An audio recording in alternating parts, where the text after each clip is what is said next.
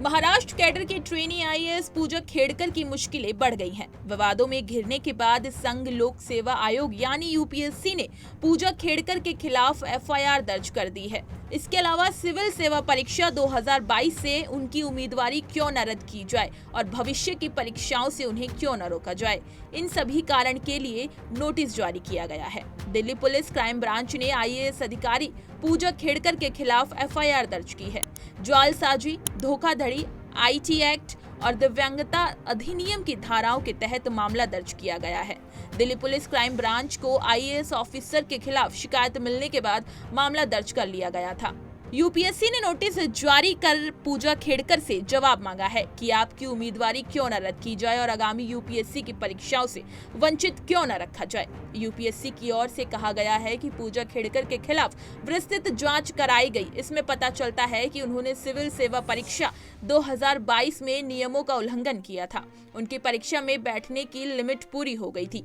इसके बाद उन्होंने फर्जी तरीके से अपनी पहचान बदलकर यूपीएससी की सिविल सेवा परीक्षा दी। उन्होंने अपने नाम, पिता का नाम, मां का नाम, फोटो और साइन तक बदल डाले। इसके अलावा मोबाइल नंबर, ईमेल आईडी और पता भी बदला। गलत तरीके से नई पहचान बनाने की वजह से उन्हें लिमिट से ज्यादा बार परीक्षा में बैठने का मौका मिला।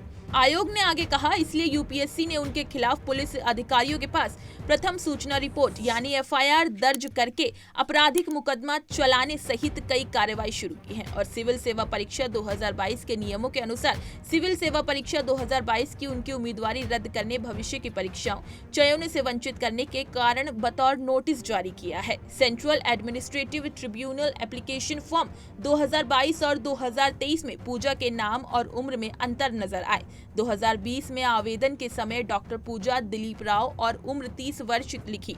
इसके बाद 2023 के आवेदन में अपना नाम बदलकर मिस पूजा मनोरमा दिलीप खेड़कर कर लिया और उम्र 31 वर्ष में 2020 में पूजा ने अपने पहले नाम के साथ पिता का नाम दिलीप राव जोड़कर लिखा, जबकि 2023 में पिता का नाम हटाया और माता का नाम मनोरमा जोड़कर मिस पूजा मनोरमा लिखा। उन्होंने अपने नाम से डॉक्टर का टाइटल भी हटा लिया। वहीं यूपीएससी की एफआईआर में उनका नाम मिस पूजा मनोरमा दिलीप खेड़कर बताया गया है। आयोग ने अपनी एफआईआर में यूपीएससी 2022 की उम्मीदवार मिस पूजा मनोरमा दिलीप खेड़कर की जांच की है। आयोग की ओर से जारी बयान में आगे कहा गया कि जांच के बाद हमने पूजा खेड़कर के खिलाफ एफआईआर दर्ज कराई है। हम संवैधानिक संस्था और नियमों का पालन करना या कराना हमारी जिम्मेदारी है। हमने साफ किया है कि परीक्षा में किसी भी तरह की गड़बड़ी ना हो। साथ ही यूपीएससी ने आगे कहा, उम्मीदवारों को हम पर भरोसा होता है, हमने भरोसा अर्जित किया है, हम लोगों का भरोसा बनाए रखने के लिए प्रतिबद्ध और उससे किसी भी तरह का समझौता नहीं किया जाएगा। इससे पहले उनका ट्रेनिंग प्रोग्राम भी रद्द कर दिया गया था।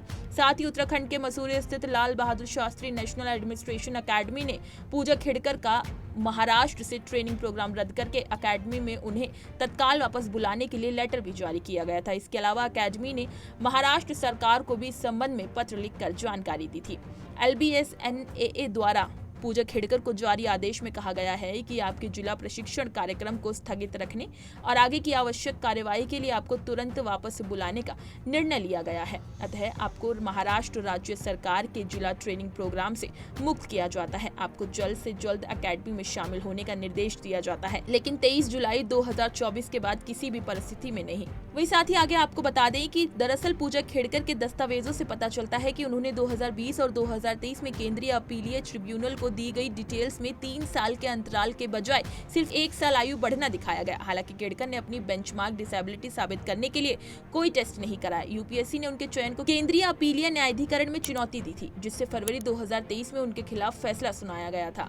खेड़कर ने 2020 और 2023 के कैट आवेदन फॉर्म में खुद के लिए बेंचमार्क दिव्यांगता वाले व्यक्तियों के लिए ऊपरी आयु सीमा में छूट मांगी थी। इसी तरह की तमाम खबरें और अन्य अपडेट्स के लिए बने रहिए हमारे साथ और देखते रहिए punjabkesari.com।